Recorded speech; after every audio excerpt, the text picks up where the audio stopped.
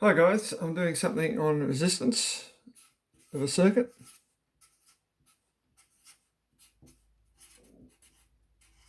Resistance of a circuit. There are resistors in a circuit.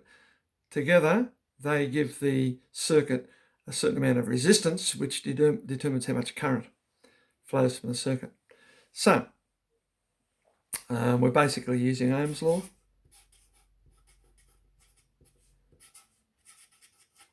Which says that V on I is constant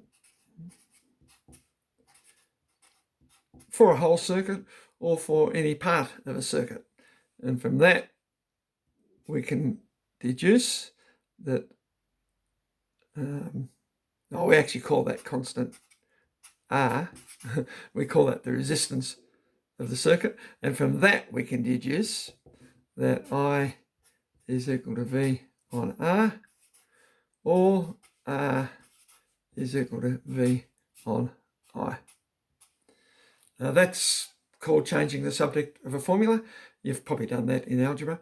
If you want some separate assistance on that, just ask and I'll do something on it. But let's just look at some basic examples. Here's a circuit. It's positive, negative. Put in our resistor, R. There's only one, so we don't have to label it R1 or R2. And let's suppose the current drawn from the battery is 2 amps. And let's suppose it's a 20 volt battery. So the EMF of the battery is 20 volts, or the voltage of the battery is 20 volts. The amount of energy available per unit charge to push charge around that circuit is 20 volts. Now, write down the information you've got. You've got that V is 20. You've got that I is 2. So let's work out R.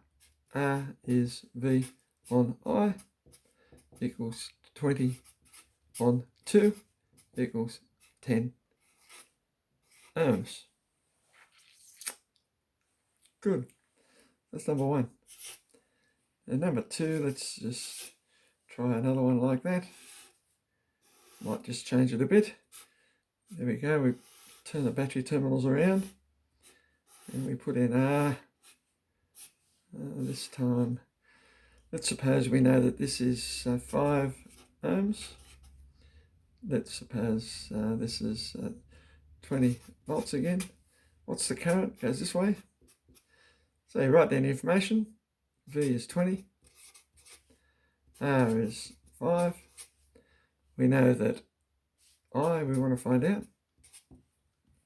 I is V on R equals 20 on 5. So 4 amps is drawn from the battery and flows through this resistor and back again. So let's try another one. I'll make it a little bit more complicated. So let's, this time we'll put in 2 resistors, R1 and R2. And let's have this voltage as being, I don't know, 20 volts. That'll do. Let's suppose that this is 6 ohms and that this is 4 ohms. And we want to find out what the current drawn from the battery is. So in this case, when you've got resistors in series, they're in series, current goes through this one, then through this one, so that's in series. Then R total is equal to R1 plus R2. That's equal to 6 plus 4. That's equal to 10 ohms. So now, current drawn from the battery is V on R, which is 20 on 10. That's 2 amps. Now let's find out what V1 is here. I'm going to make that a big circle, big voltmeter. So V1 I want to find out. And I want to find out what V2 is here. What's the potential drop or the potential difference across the 6 ohm resistor? And what's the potential drop across the 4 ohm resistor? Okay, so we're looking to get the potential drop across the 6 ohm resistor. We've got to look at the current through it. We've already worked that out as 2 amps. So 2 amps goes through here. And 2 amps goes through here. So V1 equals the current I1, that's the current through that R1, times R1. Now the current through R1 is 2, and R1 is 6. That's twice 6, that's 12 volts. And V2, so this is 12 volts. Now we can already work out what this is. It's got to be 20 minus 12, it's got to be 8 volts. So I could already put that there. But let's work it out anyway. Let's see if I'm right. Hopefully. Otherwise I'm going to have to do this again. This is going to be I2, current through I2, R2. It's still 2 amps. 2 amps flows through here, then through here. So that's 2 times resistance 4, which is 8 volts. And we note that 12 volts plus 8 volts equals 20 volts. We're okay. Isn't that good? I'm tempted to push this up, but I might push it up a little bit. And I'm going to do one more.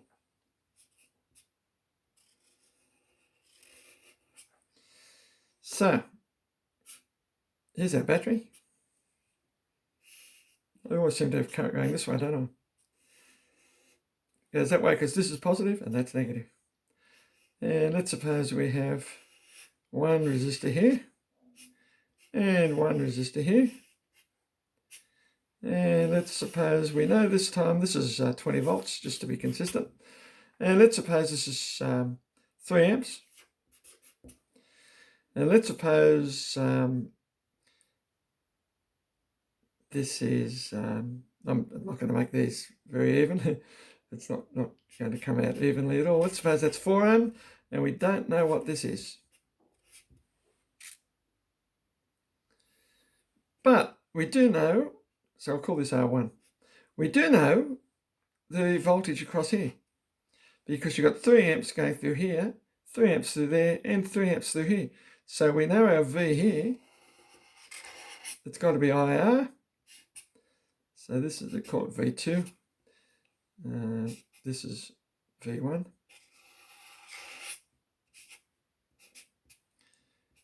V2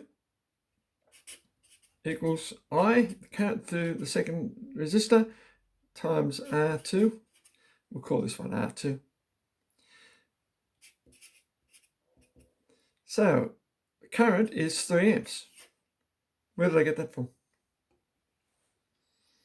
So I can hear you all mumbling away there right now, saying that whatever current's drawn the battery goes through this resistor, then through this resistor, because it's a series circuit. So it's 3 amps, and the resistance is 4, so it's times 4, so that's 12 volts. The minute this is 12 volts, this one has to be 20 minus 12, therefore V1 equals 20 minus 12 equals 8 volts, because it's got to add up to 20.